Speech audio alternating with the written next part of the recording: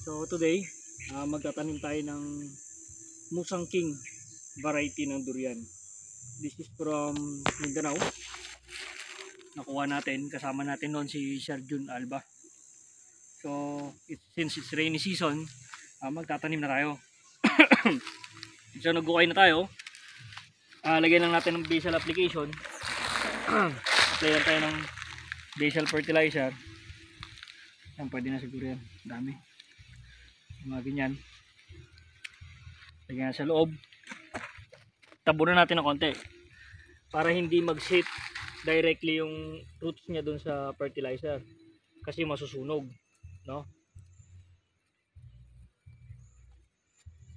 Tapos pantsayin lang natin yung gaano kalalim yun. Kasi hindi naman pwedeng sobrang lalim din ng... Kasi lalim ng pagkakabutas ko pala. Lalim ng pagkakalob. Lagyan natin ng daon para mayroon siyang, para well drained yung soil niya, no? Para hindi madaling, para hindi magtambay yung tubig, para hindi malunod. Lagyan natin. Pwede na yan. Lagyan natin konti pa. Pag diniligan yan, lulubog pa yan. No? So tanggalin lang natin yung plastic. Punitin na natin yan para buo yung root ball. Ayan o. Boy na boy. Ugat. Ganda ng ugat o. So gustong gusto niya nang lumabas sa kanyang plastic. No? O. Kaya ito magiging mabilis na lang pagtubo niya. Ako, umiikot pala siya. Kinain niya yung plastic ah. Yung plastic, ay crumple nyo lang maliit na ganyan. Lagyan nyo lagi sa may sulok para hindi na madagdagan ng basura. Lagyan natin sa sulok dyan. Lagyan ng lupa. Tapos tanim na natin. Yan. Tabunan natin. Ang direksyon ng araw is to west.